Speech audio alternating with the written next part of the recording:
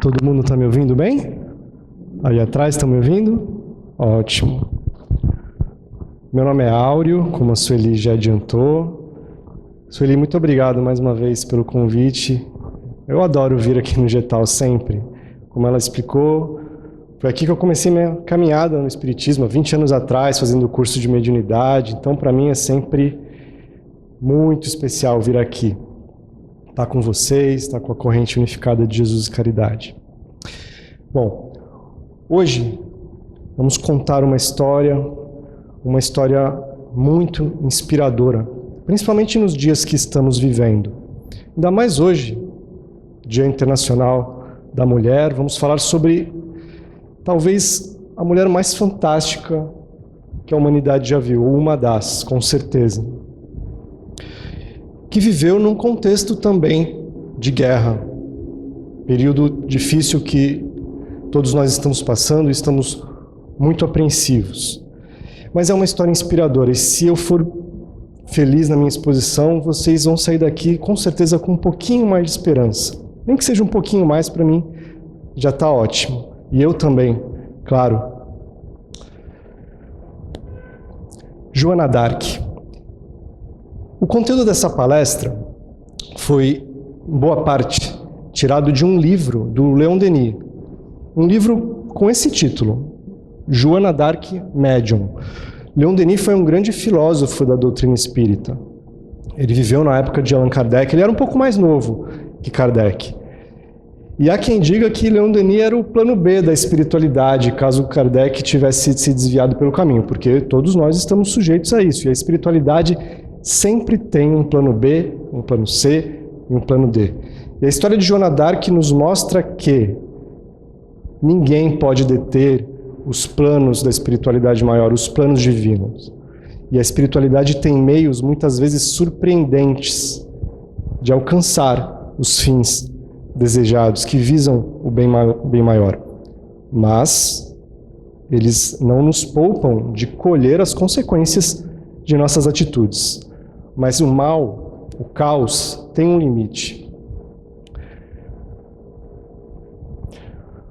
Joana d'Arc, que para muitos é uma das reencarnações do apóstolo Judas, aquele mesmo que traiu Jesus, mas vamos explicar o contexto dessa traição. Judas amava muito Jesus.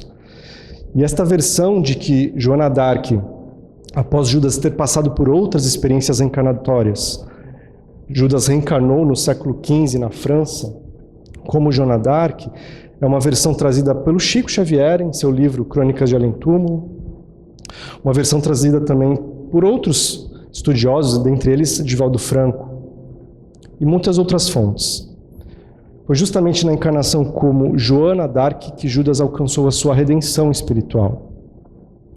Joana nasce no século XV, 6 de janeiro de 1412, numa bucólica vila francesa, chamada Dom Remy, filha de pais camponeses, uma vida simples, no campo, no pastoreio. E é importante ressaltar o contexto histórico que estava vivendo a França. Estava em andamento a famosa Guerra dos 100 Anos, que naquela época tinha cerca de 80 anos. Veja, já 8 décadas. E a França estava perdendo a guerra. A guerra se iniciou por causa de um conflito com relação à sucessão do trono. A Inglaterra reivindicou o trono e invadiu a França. E no momento, na época em que Joana nasceu, a França ainda não existia muito bem essa identidade como um país, mas já estava em formação. A França estava totalmente devastada, vários territórios em ruínas, a população passando fome. A Inglaterra estava em vias de vencer a guerra. Porém, era do planejamento divino que a França resistisse. A espiritualidade, e isso Leon Denis explica muito bem no livro, quem quiser se aprofundar, a espiritualidade tinha planos para a França. A França viria a ter um papel civilizatório muito importante. É só vocês lembrarem como a França foi importante nos séculos que se seguiram, no Renascimento, no Iluminismo, quantos filósofos nasceram em solo francês que prepararam o terreno para os avanços que viriam no século XX. O próprio Espiritismo nasceu em solo francês, em Paris, que era o centro intelectual no século XIX, o centro intelectual do mundo. Todo esse planejamento, os ideais da Revolução Francesa, que mudaram a face da humanidade, liberdade, igualdade, fraternidade, olha quanta coisa viria a acontecer na França nos séculos seguintes. Todo este planejamento, que é feito pela espiritualidade com muita antecedência, e é claro que é sujeito a alterações, o nosso livre-arbítrio entra também na equação, mas todo esse planejamento estaria em risco se a França fosse dizimada.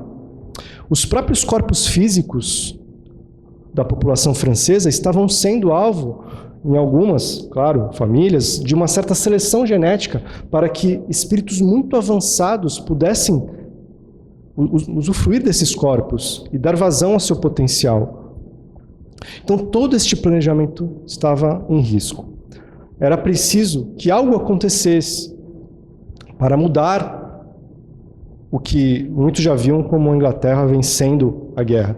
E a espiritualidade envia uma menina muito especial, uma jovem guerreira, guerreira da luz. Joana era uma grande médium. Aos 13 anos ela começou a ter visões muito claras. Ela teve uma formação católica. Então, desculpe, para ela, os seres que ela via nos campos da bucólica vila de Dom Remy, ela os chamava de irmãos do paraíso. Ela achava estar conversando com São Miguel, Santa Margarida, Santa Isabel. E os irmãos do paraíso diziam para Joana que ela tinha uma missão, ela precisava ajudar o seu rei, Carlos VII, o legítimo rei da França, a ser coroado. Ele ainda não havia sido coroado. E Joana, desde muito novinha, mesmo antes das visões, ela sempre demonstrou uma fé muito grande, uma fé inabalável. Desde criancinha fazia orações que comoviam a todos. E logo aos 17 anos, assim que ela reuniu o mínimo de condições, ela decidiu seguir o que as vozes lhe diziam, o que os seus irmãos lhe diziam, o que as suas visões lhe diziam, porque ela não apenas ouvia, ela via. E saiu do lar. É claro que a família dela não gostou nada disso. Vocês imaginem para uma jovem, no século XV, dizer aos seus pais, numa vila bucólica da França, que iria se juntar às tropas. Foi isso que ela fez. Apenas um familiar a ajudou. Seu tio, Durand. Com certeza ele encarnou para dar este apoio, tinha essa missão também de ajudá-la. Porque foi esse tio que a levou a uma das tropas francesas mais próximas ali de onde eles estavam. A mediunidade de Joana, segundo a classificação de O Livro dos Médiuns, Joana tinha a mediunidade de vidência, de clareaudiência, ela ouvia os espíritos perfeitamente, via os espíritos perfeitamente, e também tinha mediunidade profética. Muitas vezes ela antecipava acontecimentos, o que foi muito útil no campo de batalha. Era uma grande médium. Então seu tio Durand, o único familiar que se dispôs a ajudá-la, levou Joana até um batalhão que estava ali próximo, para conversar com o comandante de Vaucouleurs. O comandante olhou para aquela moça e, claro, a ironizou inicialmente, deu risada, mas resolveu ouvir o que ela tinha para dizer, até por curiosidade. Mas quando Joana abriu a boca e começou a falar, ele realmente viu que algo ali tinha de especial. Joana demonstrava conhecimentos totalmente incompatíveis com a sua origem. Ela não teve uma instrução formal, não teve acesso à educação e trazia conhecimentos, táticas de guerra muito avançadas, coisas que só seriam usadas por Napoleão séculos depois. E com certeza este comandante também foi alvo de um envolvimento da espiritualidade para que abrisse a sua sensibilidade e visse que ali havia um planejamento maior em andamento. Então esse comandante decide levar Joana para uma audiência com o rei ainda não coroado, Carlos VII. Mas havia um problema, e este foi o primeiro grande desafio de Joana. A corte estava a 720 quilômetros de distância. E Joana fez esta viagem e já começou a se destacar daí. 720 quilômetros em condições muito insalubres, como daqui, sei lá, até Florianópolis ou talvez um pouco mais. Em terrenos úmidos, ela dormia nas condições mais terríveis, alimentação parca, e ela demonstrou uma resistência incomum, uma altivez totalmente incomum para a idade, para o seu temperamento. Começou a chamar a atenção de todos. E pela postura, as coisas que ela falava, muitas vezes repassando o que as vozes dos seus irmãos do paraíso, como ela dizia, lhe falavam. Então ela começou a impor um respeito no sentido de se tornar uma figura que todos passaram a respeitar, a venerar.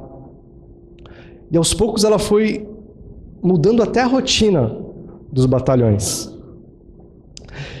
E então, Joana chega para a audiência com o rei. E os historiadores até hoje, eles não entendem muito bem como Joana conseguiu essa audiência. Uma jovem, vinda de uma família desconhecida, uma audiência com o rei, mas ela conseguiu. E o rei, que ainda não havia sido coroado, na época contava com 29 anos e decidiu pregar uma peça para Joana. Então ele se livrou de qualquer vestimenta que o identificasse como futuro monarca e se ocultou no meio de uma multidão com centenas de pessoas.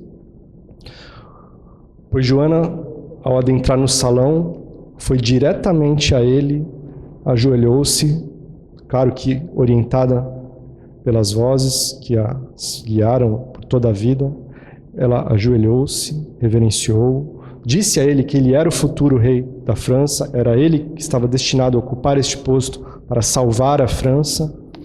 E assim como fez com o comandante de Vaucouleurs, começou a dizer, explicar o que os seus irmãos do paraíso a orientavam a fazer, o que os seus irmãos da Igreja do Alto, porque ela passou a dizer que ela seguia a Igreja do Alto. E Carlos VII, ele era um pouco supersticioso, ele viu que ali podia ter um sinal, alguma coisa diferente. E resolveu, não tinha nada a perder, resolveu autorizar que Joana acompanhasse as tropas, mas não a nomeou oficialmente. Mas Joana teve o direito a uma armadura, ela se vestia como uma guerreira, a um estandarte, onde estava escrito Jesus e Maria. E ela dizia que gostava muito mais do estandarte do que da própria espada. Joana nunca feriu ninguém, ela era uma guerreira da luz, ela sempre dava muitas chances ao inimigo para que se rendesse ou para que simplesmente se retirasse.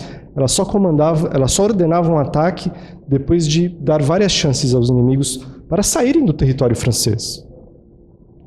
O que não era comum naquela época.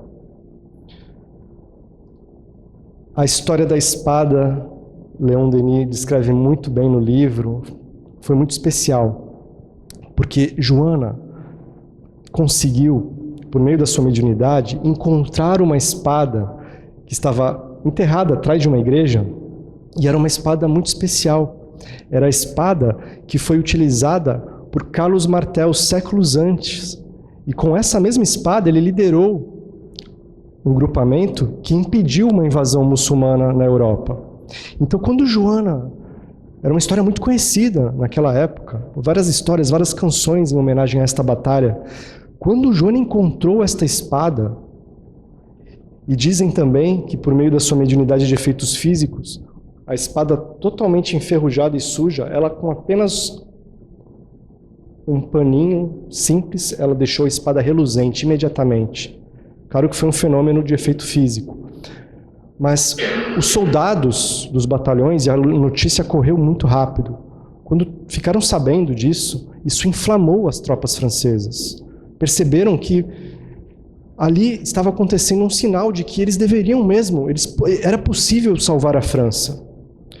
Então, dizia-se naquela época que, sob o comando de Joana d'Arc, um soldado francês valia por 10 soldados ingleses. Ela, nesse ponto, já era venerada como uma mulher santa pelos batalhões. E eles a ouviam e a obedeciam.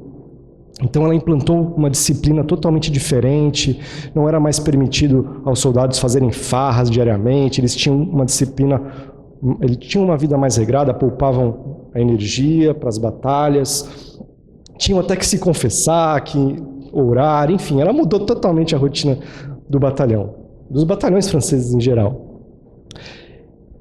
E com a sua armadura reluzente, ela agia como um general por excelência, ela ia à frente no campo de batalha, mas as flechas dos inimigos não a alcançavam. Com seu estandarte, ela guiava as tropas. Com a sua mediunidade, ela antecipava o movimento dos inimigos. Conseguiu vitórias importantíssimas, vitórias que ninguém imaginava que era possível. Inclusive, livrou os franceses no cerco de Orleans, onde estavam os melhores regimentos ingleses. Nessa ocasião, inclusive, ela sugeriu aos ingleses por 3 vezes que se rendessem, que apenas se retirassem, e só ordenou o ataque quando eles se negaram a isso. É claro que eu estou acelerando um pouquinho os acontecimentos, mas enfim, as batalhas se sucediam, as vitórias chegavam, e o ponto alto de Joana nesta encarnação, digamos assim, foi a coroação do rei Carlos VII na Catedral de Reims, em 14 de julho de 1429. Nessa época, Joana já era ovacionada pela população francesa. E percebam, este foi o ponto de virada da Guerra dos 100 Anos. Se não fosse essa movimentação de Joana, a França teria perdido a guerra, não haveria França hoje. Não é à toa que hoje Joana é a padroeira da França, tem estátua dela por toda a França. Vejam a importância que ela teve na história francesa. Na coroação, na Catedral de Reims, em 1429, estava presente o pai de Joana. E num momento muito bonito, emocionante, ela se ajoelha, pede perdão ao pai por ter saído de casa, disse que precisava cumprir a sua missão, ouvir os seus irmãos, mas tudo que ela queria era voltar. O sucesso não subiu a cabeça dela. Tudo que ela queria era voltar para a simplicidade da sua vida no campo. E o pai, claro, a perdoa. O rei Carlos VII é coroado e Joana imediatamente queria que as tropas já avançassem para Paris e encerrassem a guerra. Mas o rei hesita por alguns meses, algumas semanas, deu tempo para as tropas inglesas se recomporem e a guerra acabou durando mais alguns anos. Mas o ponto de virada, o momento em que a França começou a vencer a guerra, foi com esta coroação do rei Carlos VII, depois das vitórias em que Joana participou.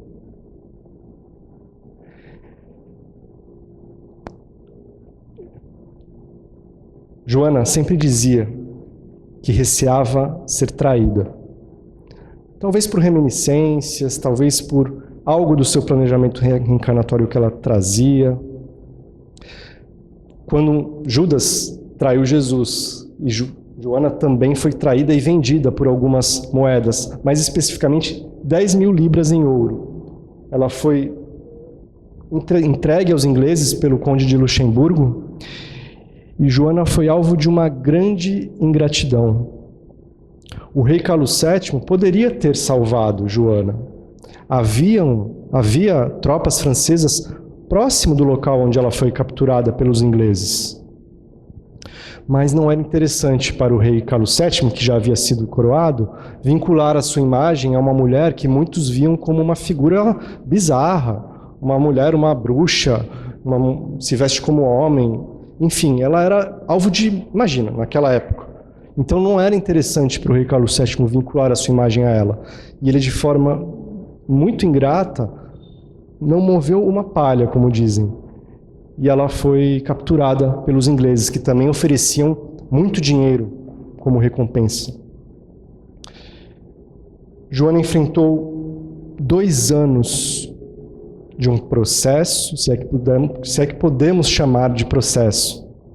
Enquanto isso, ela ficou num calabouço, em condições muito ruins, sofrendo vários tipos de maus tratos. E este processo, no qual ela não teve sequer o direito de nomear um defensor, ela mesma se defendia. E era o Tribunal do Santo Ofício. 71 bispos interrogavam Joana toda vez que ela era chamada para as audiências. E ela deixava esses homens extremamente irritados com as respostas que ela dava. Com certeza, inspirada por meio da sua mediunidade, ela discorria sobre assuntos, mais uma vez, totalmente incompatíveis, demonstrava conhecimentos muito surpreendentes para a sua origem. Mas era um julgamento de cartas marcadas. Joana já estava definido desde o início que ela seria condenada sob acusação de bruxaria, porque ela já tinha pelos os atos que muitos viam como sobrenaturais que ela fazia, só as vozes que ela diziam ouvir, que na visão destes bispos era o próprio demônio. E por que já era um julgamento de cartas marcadas? Tanto a França, tanto Carlos VII tinham interesse que ela fosse condenada, porque não queria vincular sua imagem, e a Inglaterra também tinha interesse que ela fosse condenada. Porque se o rei Carlos VII foi levado ao poder por uma bruxa, então isso teria que ser revisto. Vejam. E a pobre Joana foi alvo desse processo. Durante todo esse tempo que ela ficou na prisão, ela foi muito, mas muito amparada pela espiritualidade, não tenhamos dúvida disso.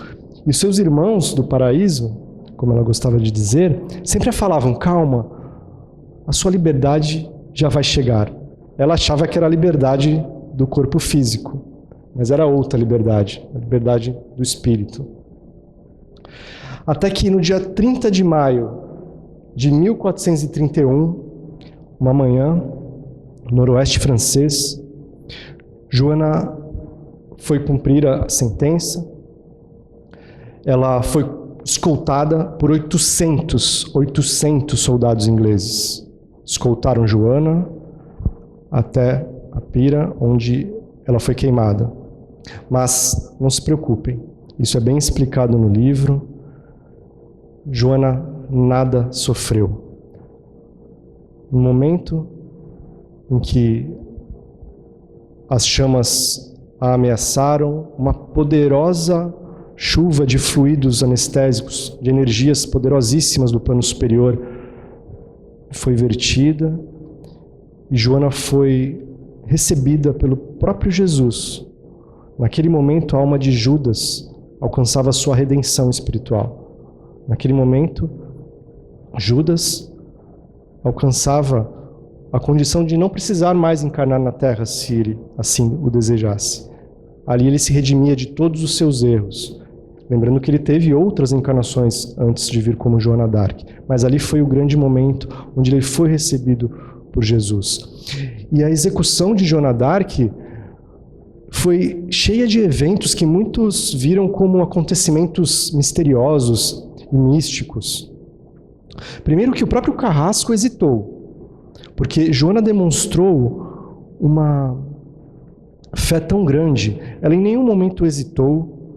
Mesmo quando o bispo-chefe estava ali ao lado da pira, prestes a ser cumprida a sentença, ele disse: abjura, volta atrás, assuma que as vozes não vinham de Deus. Se ela fizesse isso, ela estava livre. Pois ela não abjurou. Ela disse: sim, as minhas vozes vêm de Deus, e eu recorro da sua sentença à Igreja do Alto, que é esta que ela seguia, a Igreja do Alto. Dizem também que foi vista a palavra Jesus nas chamas e que o coração de Joana d'Arc restou intacto. E suas cinzas foram jogadas no rio Sena porque temia-se que o corpo fosse alvo de uma peregrinação, de uma veneração.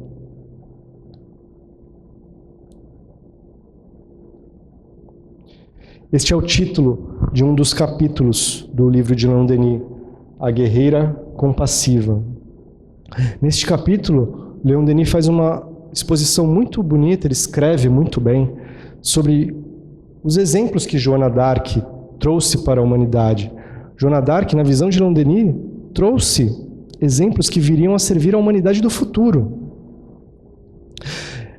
A sua postura em campo de batalha, como já me referi, era muito diferente. Ela não só dava várias chances para o inimigo se render, prejudicando até a sua posição, como também ela ordenava que se socorresse todos os feridos, não apenas os franceses. E dava abrigo também a todos que quisessem. Percebam, isso é totalmente incomum para aquele momento da Idade Média. Era uma mulher muito à frente de seu tempo, a ponto de Leon Denis dizer que ela foi uma das precursoras do que ele chamou de direito das gentes, porque naquela época a expressão direitos humanos ainda não existia. Então, segundo Leon Denis, Joana d'Arc foi uma das precursoras destes direitos, que é um avanço da humanidade, pela forma humanizada que ela tratava os próprios adversários de combate. Nesse capítulo, Leon Denis também ressalta as analogias da vida de Joana com a vida de Jesus. O fato de, desde nova, ela desafiar homens muito mais velhos, demonstrando conhecimentos muito avançados, o que Jesus fez várias vezes, há relatos nos evangelhos canônicos, o fato dela também ter sido traída e executada como Jesus. E como eu disse no início, segundo fontes bem confiáveis, como Chico Xavier, Divaldo Franco, Joana foi a reencarnação de Judas. Agora, Judas, ele traiu Jesus, mas a intenção de Judas é que a gente precisa compreender melhor. Judas amava Jesus, mas ele tinha um plano, digamos assim. Ele achava que se ele entregasse Jesus, quando Jesus fosse capturado, isso iria desencadear uma revolução social, uma revolta popular, que ia levar Jesus ao poder. Mas ele esqueceu das lições do mestre que dizia que o reino dele não era deste mundo. E quando Judas percebeu que Jesus se entregou, quando Judas percebeu os acontecimentos que se seguiram, ele se desesperou, não era isso que ele queria. Tanto é que ele cometeu o suicídio. E Jesus e Maria depois foram resgatá-lo no mundo espiritual.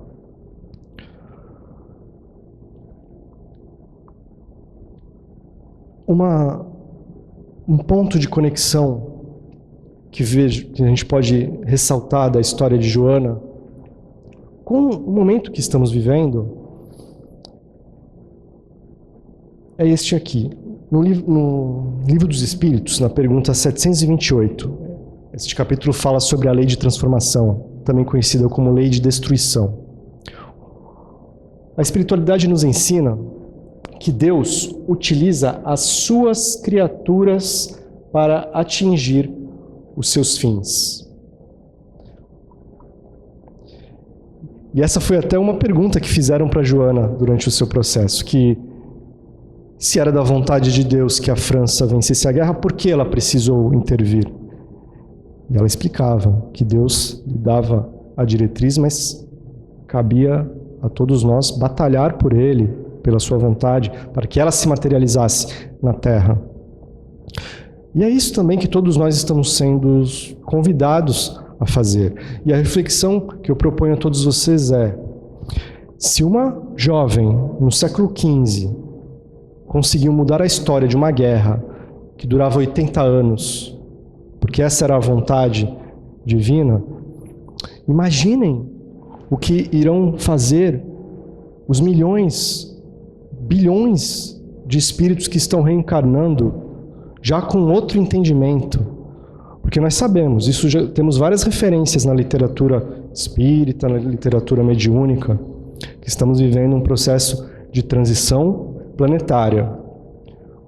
A Terra, aos poucos, vai atingir um outro estágio, chamado e tão sonhado mundo de regeneração. E não é porque coisas terríveis ainda acontecem, como essa guerra estúpida que recentemente começou, que esse planejamento está cancelado. Não. Num período de transição, é normal que você tenha presente tanto elementos de avanço como elementos de atraso. É um período de transição. Quanto mais avançarmos no processo de regeneração, vai chegar um momento em que certas posturas não serão mais permitidas. Mas este tempo ainda foge um pouco do nosso entendimento. Por exemplo, a guerra que Joana foi chamada a participar já durava 80 anos. É claro que a construção de um mundo regenerado passa também pela nossa vontade de construí-lo, porque Deus utiliza as suas criaturas para atingir os seus fins. Todos nós estamos sendo convidados a atuarmos como agentes da transformação. E para isso não precisamos fazer coisas espetaculares, coisas de grande repercussão. Não, na simplicidade do seu dia a dia, onde você está, as pessoas ao seu redor, você sempre pode agir de forma coerente com os valores deste novo momento. Valores que a espiritualidade deixa bem claro para quem se interessa por esse tema, no capítulo 18 do livro A Gênese, que se chama A Geração Nova. Ali a espiritualidade explica que esse momento de transição planetária não será marcado por um grande cataclismo no qual perecerá boa parte da humanidade. Não. Muitas coisas ocorrerão, mas gradativamente a humanidade se renovará com a chegada dessa chamada geração nova. O que é a geração nova? São espíritos que estão encarnando já comprometidos com os ideais da regeneração. E queiramos nós estar entre eles, porque aqueles entre nós que não atingirem este patamar evolutivo, não precisamos ser perfeitos, fiquem tranquilos, isso não é ainda possível no nosso estágio. Mas aqueles que não estiverem já comprometidos com o bem, com a fraternidade, com o respeito, com a tolerância, aqueles que ainda fizerem o mal conscientemente, serão convidados a continuarem a sua evolução em mundos mais primitivos. Não é uma punição, apenas uma adequação. Assim como o aluno repete de ano, eles vão ser convidados a continuarem o seu caminho num ambiente propício, para que extravasem os seus instintos, sem atrapalhar a evolução daqueles que querem prosseguir. E isso é muito natural, muito lógico e muito sábio, porque se espíritos como nós, da evolução mediana atual hoje da Terra, continuarem aqui por mais alguns séculos, se nós não destruirmos o planeta, nós tornaremos as condições ambientais totalmente impróprias para a vida. Então, vejam como tudo se encaixa. Mas, mesmo sabendo dessa programação, não podemos ter aquele otimismo ingênuo. Ah, está tudo garantido, então vamos lá, que a regeneração vai chegar. Não. Precisamos estar conscientes dos perigos que rondam a espécie humana nesse momento. Hoje, por exemplo, 2 potências mundiais cheias de ogivas nucleares estão se estranhando. Isso é muito grave. Mas confiemos porque tudo faz parte de um planejamento maior, nós não estamos sozinhos, nada, absolutamente nada acontece que não seja permitido por Deus. Mas fato é que esta regeneração pode atrasar, pode demorar muitos séculos ainda. E podemos herdar um mundo regenerado cheio de problemas ambientais que nós vamos ter que corrigir e trabalhar, ou pode ser um caminho mais fácil. Sem contar que muitos de nós estão tendo praticamente as últimas chances, se não a última chance, de provar que merecemos estar aqui para construirmos esta nova terra. Vejam, o momento é muito grave. Talvez seja uma das encarnações, se não a encarnação mais importante que já tivemos. Podemos ser os trabalhadores da última hora. Lembram da historinha? Trabalhadores da última hora. Eles chegaram no último minuto para trabalhar e receberam o mesmo salário dos que já estavam desde o começo do dia. E os que estavam desde o começo do dia não gostaram, mas os trabalhadores da última hora receberam o mesmo salário. Então, dos entendimentos para essa parábola, se nós formos bem agora, independente de tantos erros que já tivemos no passado, se formos bem agora, isso vai valer muito na nossa evolução. E a história de Joana também nos remete a algo muito importante, a esperança. Porque muitas pessoas estão deixando a esperança se escoar, a esperança acabar. O próprio Jesus disse que um dos sinais de que os tempos seriam chegados seria que o amor esfriaria em muitos corações. Hoje em dia, não só o amor está esfriando, como a esperança está esfriando. Então não deixemos a esperança esfriar, não deixemos o amor esfriar, percebamos que fazemos parte de algo muito maior.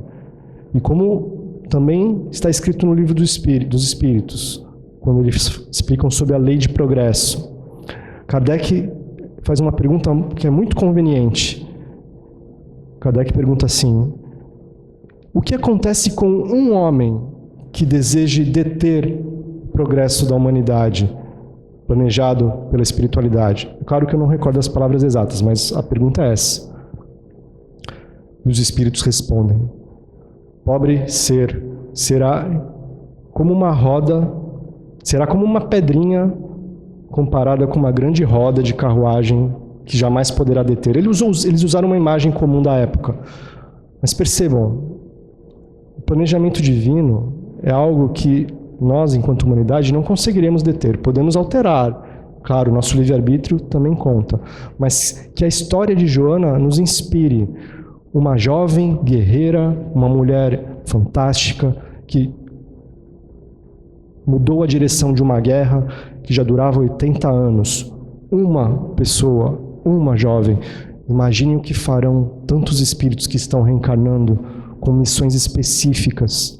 Divaldo Franco, um dos maiores expoentes aí da doutrina, ele disse que em 2025 iria se acelerar a encarnação de seres provenientes de mundos mais avançados, com missões, com tarefas, não apenas na religião, no direito, na política, nas artes, na ciência, para alavancar, para mudar, para quebrar paradigmas, para mostrar que dá para fazer de outro jeito.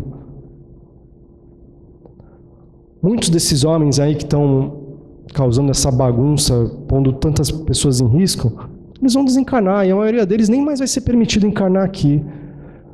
Quando a geração nova começar a ocupar os postos chaves das nações, e muitos já estão, vocês vão ver como as mudanças vão começar a se acelerar ainda mais. Então tenhamos essa esperança, tenhamos essa certeza, porque a egrégora no planeta Terra, a egrégora é um conjunto de emissões mentais. Por exemplo, aqui tem uma egrégora maravilhosa das vibrações, das orações. Aqui é um lugar que você entra, você já se sente diferente. Mas a egrégora do planeta está muito pesada, muita gente desesperada. Isso fortalece o lado escuro da força. Isso fortalece a maldade, o desespero, o medo. Então, as pessoas que têm um conhecimento um pouco maior da espiritualidade, que vêm numa perspectiva mais ampliada, a espiritualidade está pedindo para a gente reforçar a egrégora da esperança, da força e, principalmente, da paz. Se a gente quer paz, a gente tem que viver a paz nas nossas relações. Todos os nossos atos, procurar sermos mais pacíficos. Assim a gente fortalece. Isso faz diferença, acreditem. Gente, está chegando o tempo que eu tinha para falar. Então, no final dessa palestra, eu gosto de ler uma mensagem que eu tirei do próprio livro do Leon Denis, Joana d'Arc Médium. Então, eu sugiro que, enquanto eu leio esta mensagem, a gente pode fazer o passe coletivo. O que você acha, Sueli? Pode ser, uma mensagem muito bonita. Então, aguardo os médiuns se posicionarem, né? Enquanto isso, eu já posso ir iniciando, gente. Essa mensagem está presente no livro Joana d'Arc, Médium. E nesta mensagem, Leon Denis, que é praticamente uma prece, ele escreve assim: pouco importam os nomes que lhes emprestem. O que é certo é que todos temos os nossos guias, os nossos inspiradores ocultos, que todos temos as nossas vozes. Mas enquanto as de Joana eram exteriores, objetivas, percebidas pelos sentidos, as da maior parte de nós outros são interiores, são intuitivas e só repercutem no domínio da consciência. Nenhum há dentre vós que tenha escutado essas vozes? Elas se fazem ouvir no silêncio, no recolhimento. Falam das lutas que havemos de sustentar, dos esforços que precisamos empregar para nos elevarmos, elevando os outros. Certamente, vós todos já tendes ouvido a voz que no santuário da alma nos exorta ao dever e ao sacrifício. E quando quiserdes percebê-la de novo, concentrai-vos, erguei o pensamento, pedi e recebereis, apelai para a ajuda divina, indagai, estudai, meditai, a fim de vos iniciardes nos grandes mistérios, e pouco a pouco verificareis o acordar de novas faculdades, percebereis que as ondas de uma luz desconhecida vos banham. Vereis que no vosso ser desabrocha a flor delicada da esperança, e vos sentireis penetrados da energia que a certeza do além e a confiança na justiça eterna prodigalizam. Tudo então se vos tornará fácil. Vosso entendimento, em vez de rastejar penosamente no dédalo escuro das dúvidas e das contradições terrestres, desferirá o voo, vivificado e iluminado pelas inspirações do alto. Agradecemos, Senhor Jesus, por esta noite, pela companhia da equipe espiritual da casa. Agradecemos por podermos estudar a história tão inspiradora de Joana d'Arc e todos juntos, Senhor, todos juntos nesta noite, vamos fazer uma grande vibração para a paz mundial. Senhor, nos ajude neste momento a vibrarmos de todo o nosso coração, que pensemos em paz, em fraternidade, que a diplomacia seja um ponto fundamental nas negociações entre as nações, que os homens aprendam a se amar como irmãos, a se respeitarem. Senhor, inspira os líderes mundiais neste momento difícil, ampara as famílias de refugiados. Senhor, precisamos de Ti mais do que nunca e temos a certeza de que este momento difícil passará. E se a nossa vibração nesta noite for útil de alguma forma e temos certeza que será, ficaremos muito felizes. Muito obrigado, que assim seja.